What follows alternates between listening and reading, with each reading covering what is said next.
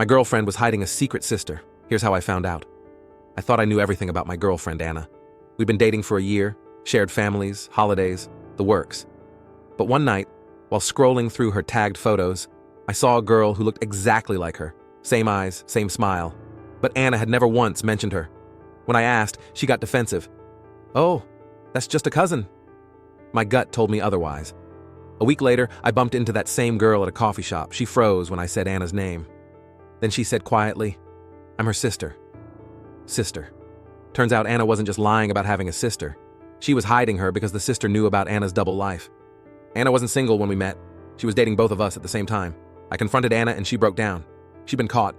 The sister and I compared timelines. Everything lined up. So I walked. And Anna, she lost both of us in one night.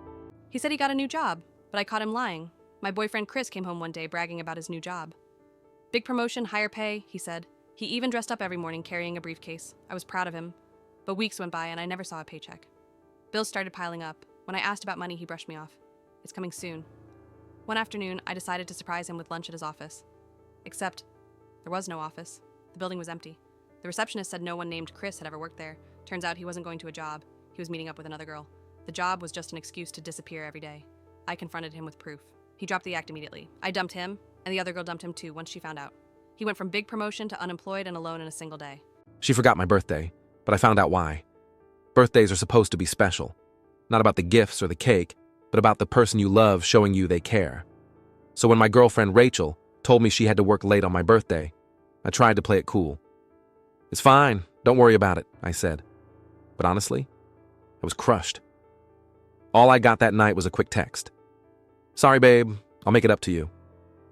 I sat at home with a store-bought cupcake, waiting for midnight, telling myself she'd surprise me the next day. But something didn't sit right. Then, around 10 p.m., my phone buzzed. A friend had tagged me in a photo. I opened it and my stomach dropped. There was Rachel, not working late, not exhausted, but at a bar, dressed to the nines, with another guy. And the caption? "Birthday vibes for this dude." That's when it hit me. She didn't just forget my birthday. She chose someone else's. The next morning I asked her flat out, "How was work?"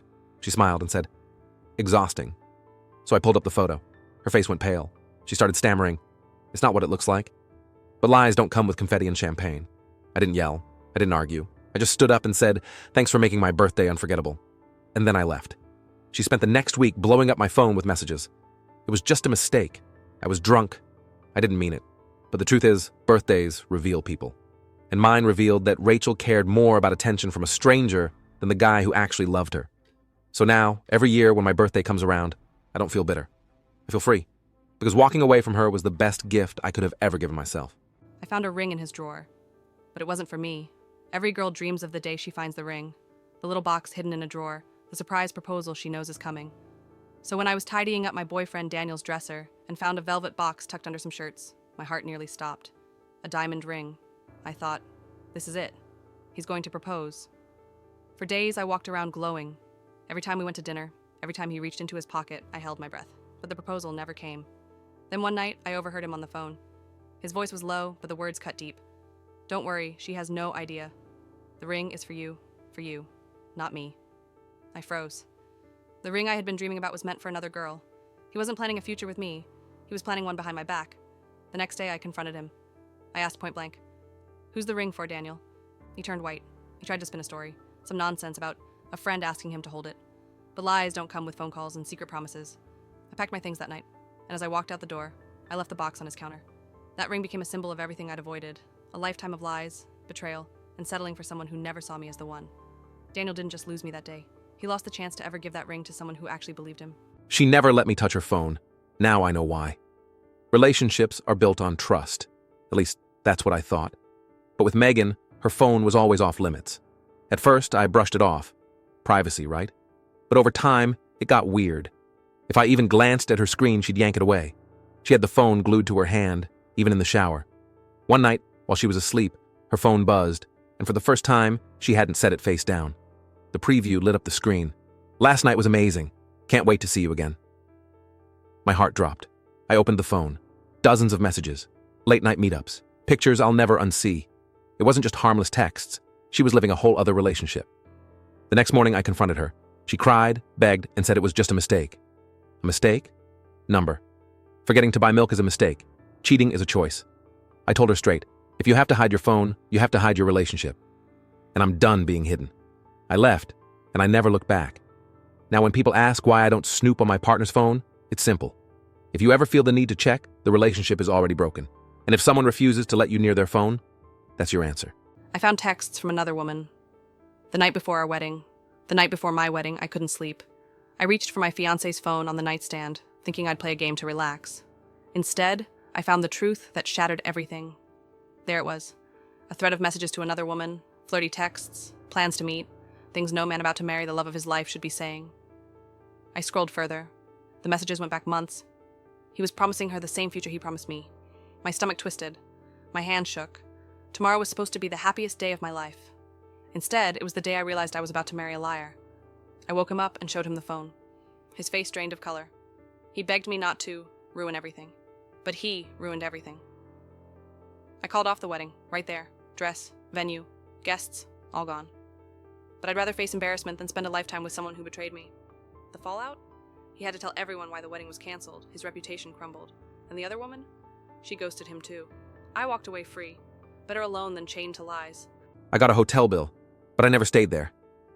I opened the mail one morning and saw a hotel bill addressed to my girlfriend, Megan. At first I thought it was a mistake when we'd never stayed there.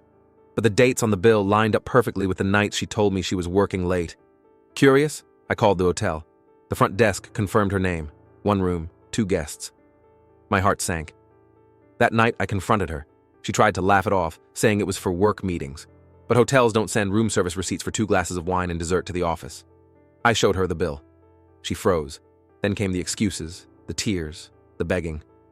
But the proof was in my hands. She had checked into a hotel with someone else while I was at home waiting. I packed my things and left. The fallout was hers to deal with. Her friends knew, her family knew. And the guy she cheated with? He ghosted her the second it got messy.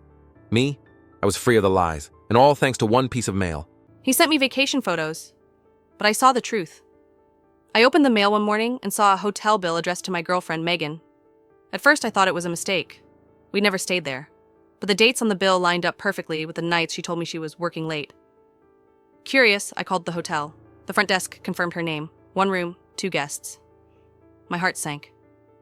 That night, I confronted her. She tried to laugh it off, saying it was for work meetings. But hotels don't send room service receipts for 2 glasses of wine and dessert to the office. I showed her the bill. She froze. Then came the excuses, the tears, the begging. But the proof was in my hands. She had checked into a hotel with someone else while I was at home waiting. I packed my things and left. The fallout was hers to deal with.